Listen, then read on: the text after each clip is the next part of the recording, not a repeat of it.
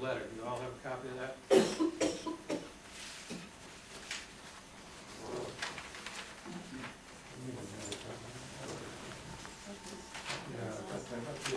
Verbatim in the, Well, except for the grammatical mistakes. Well, Jim found them.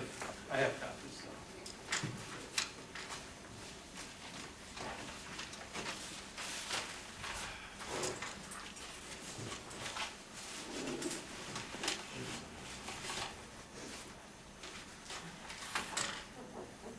You got a copy, Jim?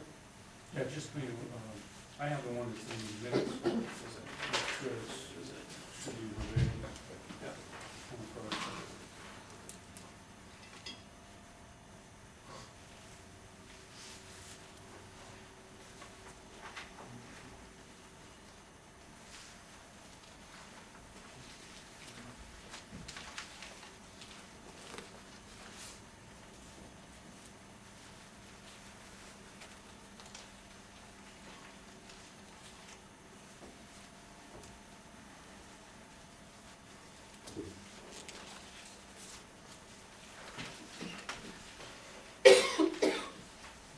Point number one, discussion on that.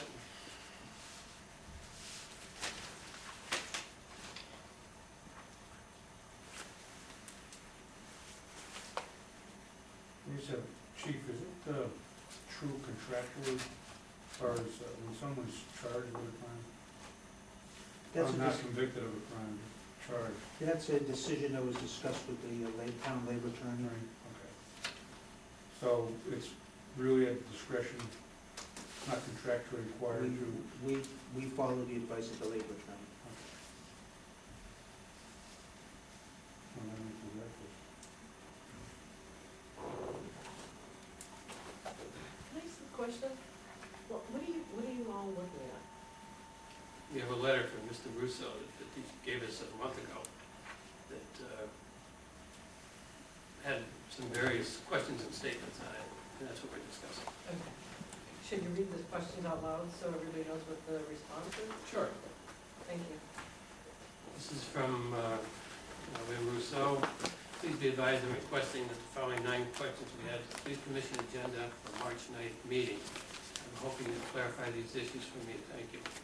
Number 1, based on the information that is contained in the arrest warrants for Michael and Robert Koistinen, did Chief Sasaki or the Board of Commissioners find any violations of Department rules and regulations, general orders, or code of conduct that would have been a basis to place the sergeant on administrative leave without pay pending the results of the independent internal investigation that's being conducted? And that was discussed with our labor attorney, and it was his recommendation that he be, so that's why that was done. Number 2 is based on the independent internal investigation,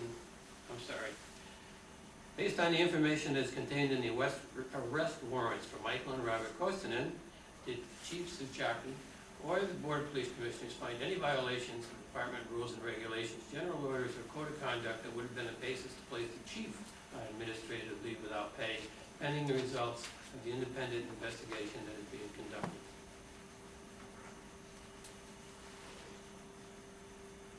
Anybody see any? We had no reason to Chief hasn't been charged. charged with anything, or no charges, nothing in any of the warrants that said that would lead us to believe that. You? Well, the arrest warrants were for Michael and Robert Koistinen. There's nothing, Chief was not the subject, there was no probable cause. As far as criminal law goes, and I didn't see anything in it that would make us jump to a conclusion to do that, pending investigations that we discussed before. Right. Anyone else? Number 3, in the past, the Windsor Locks Police Officer was arrested for gambling. He was immediately relieved for duty and placed on unpaid leave. His employment was terminated shortly thereafter. He was later reinstated and the charges against him were dismissed, and he prevailed at the Labor Board. What makes the arrest of Koistinen different than what has occurred in the past? I think I'm aware of this case. That was back in the eighties, maybe? About 10 years, 15 years ago, I think, My memory serves me correct. Entirely different situations. It's interesting, unless Mr. Russo, officer of the accent, unless Bill knows the name of this officer, I can't recall. I know the name of the officer, I just chose to Yeah. delete it because If he's now deceased. And I don't see Wait a the second, point in wait a his second. name up here. I don't think that that's correct, then, Mel. Why? What I observed, there was an officer, but it wasn't this officer involved. Maybe you know something else that I don't know. I'll leave it at that. But there was another officer, but it was I'm not. not talking about the person I replaced 25 years ago. I'm not talking about retired Officer Petrucci. No, I'm not talking about him. No. Talk about gambling, okay? Yep. And maybe I don't you're think going it's to necessary. both of us seeing it one way, and you see, and I know another way, but it wasn't this officer who you just referred to at all. There's no need to bring up names. It's 10 or 15 years ago, Correct. Mr. Chairman? different Can I make situations. a comment? Yes. I don't know the particulars of what we're talking about in point number 3, but point number 3 kind of looks like a lesson learned for point number 1. That's why, it's an answer to why we're not.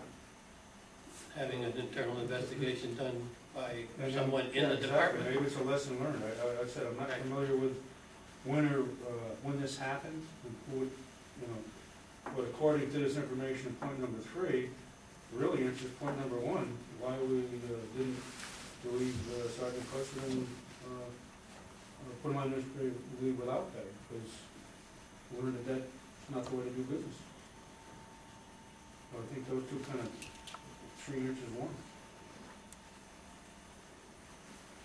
All right. Number 4, town, through its labor attorney Deneen, recently presented a public policy argument before the labor board.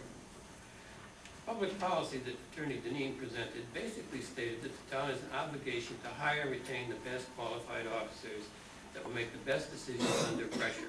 Based on this policy argument, an officer's employment was terminated.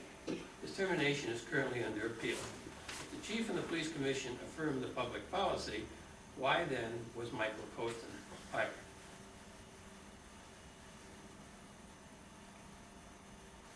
I think the obvious answer is when we hired him, as we all know from being there, that we thought he was one of the 2 best candidates presented to us. Based upon the interview?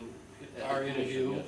and the previous interviews with the sergeants and his texts. And we believed he was the best candidate. Two presented, there were several presented, and he was in the top 2. The other thing I'd like to state about that is that the writer here has made a summation of this labor hearing. And I don't think we have a transcript of whatever happened there. I mean, people can read, listen to different hearings and get different things out of it. I'm not willing to accept that as we've made a premise here that Deneen basically stated something. Right. I'm not so sure that, I'd like to see that wording of that and see if in fact he did state that. Right. Yes, this is hearsay at best. If you like, I'll produce the document. No, thank you. If we need it, we got the name. Okay? Number 5, recently I was with Michael Bracken when he presented a formal complaint to First Selectman Warwick. His complaint was regarding what he believed was the misuse of police department computers by an officer. Selectman Warwick indicated the problem had already been addressed and the police computers were restricted from accessing the internet. The alleged officer was accessing the internet, allegedly harassing Michael Bracken on the current.com website. His complaint was referred to the chief. To date, there's been no response to Mr. Michael Bracken's complaint. In the past, when it was alleged that a fire department computer had been used improperly, a full-fledged investigation occurred immediately. Why is it taking so long to do this investigation? Mike Bracken requested an appropriate action be taken if it is proven that the officer misused the town computer. A recent town employee was terminated for posting about his first day on the job. If I remember correctly, the fire department one was, some members may have been accessing sites that they weren't supposed to do, aren't appropriate. Right. And there was some sort of discipline meted out, never made the commission, to my knowledge. Was, it was, I think they couldn't use computers and everything, but it's been a long time. And I think I may have been on the commission then, or maybe it was between, it was a 2-year period I wasn't on it, but that's basically what it was. You in fact got a complaint or on an investigation? We are doing an internal investigation. The captain has hundreds and hundreds and hundreds of logs that he's going through. He has to compare those with the work shifts of all the officers working, so it's a timely, tedious job that he's doing. Eventually, when a conclusion comes through, he'll be notified of the conclusion. So we're doing it, taking the comments underneath the articles and matching it up with the screen names against the work schedule. who's eating Bay. Eating Bay. There's a few comments. So that's ongoing then? Ongoing? It's 107 days to go through. Okay, any idea when it might be concluded? I would think within 30 days, but that's the most. Number 6, Police Commission Chairman Neil Cunningham was at the Henry Dang accident scene, and he and Selectman+Windsor were improperly allowed to walk the accident scene. Their actions compromised the integrity of the accident scene and compromised any evidence that could be gathered. Chairman Cunningham and Selectman accompanied the chief to Johnson Memorial Hospital. During this trip, there was a discussion about Michael Kostanen's blood alcohol content. Based on the foregoing, shouldn't Chairman Cunningham step down or at least be excluded from any deliberations concerning any disciplinary actions?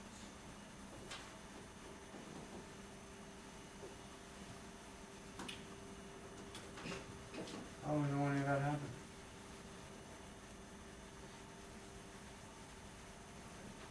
Yes. Hearsay. Huh? Hearsay. Read the arrest warrant. It's not a debate. Read the arrest warrants.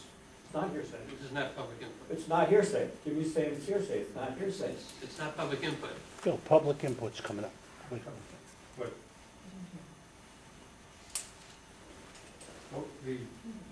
what was in the arrest warrant is extraneous to what the arrest warrant was about.